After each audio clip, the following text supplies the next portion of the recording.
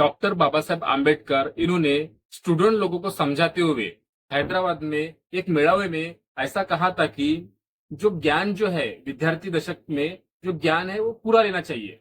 और जैसे डिग्रियां वगैरह जो लेते हैं वो डिग्रियां कोई भी ले लेता है, लेकिन डिग्रियां लेना तो कोई बड़ी बात नहीं है। लेकिन स्टूडेंट्स के अंदर क्रिएटिविटी आनी चाहिए, मतलब कुछ नया करने का मतलब विचार आने चाहिए, कुछ मतलब रचनात्मक कार्य करने की उनके अंदर क्षमता आनी चाहिए। तो ऐसा बाबा साहब आम्बेडकर ने कहा था।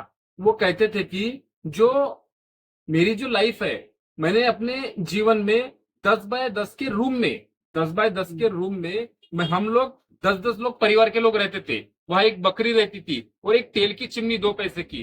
उस परिस्थिति में मैंने अपना जीवन निकाला है और बहुत ज्ञान अर्जित किया है। तो मैंने जिस तरीके से ज्ञान अर्जित किया है, जो काम लोगों को करने में 6 एक साल लग जाता है, तो उस काम को करने में मुझे 2 मिनट लगते हैं।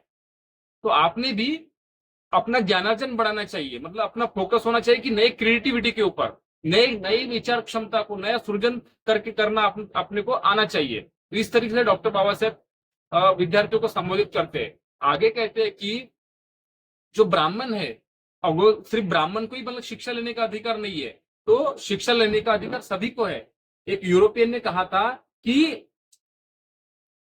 पूरे वर्ल्ड के अंदर जो 6 लोग विद्वान लोग हैं उसमें एक डॉक्टर बाबा साहब आम्बेडकर है। तो आगे डॉक्टर बाबा साहब आम्बेडकर कहते हैं कि विद्या विद्या एक ऐसी तलवार है, हाँ, कि कुछ लोग तलवार के भरोसे लोगों की गर्दन काटते हैं।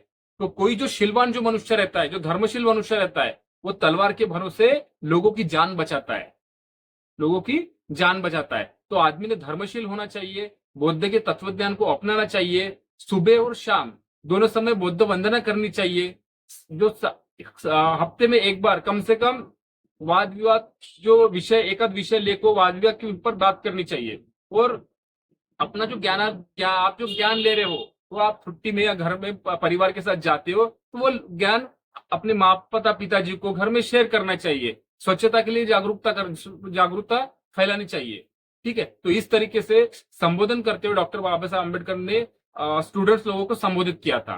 तो ये डॉक्टर बाबा साहब अम्बेडकर के राइटिंग एंड स्पीचेस के 18 खंड से लिया हुआ स्पीच है ये। तो बाबा साहब से संबंधित ऐसी ही जानकारी के लिए आप चैनल को सब्सक्राइब कर सकते हो, वीडियो को शेयर कर सकते हो। Thank you. जय भीम।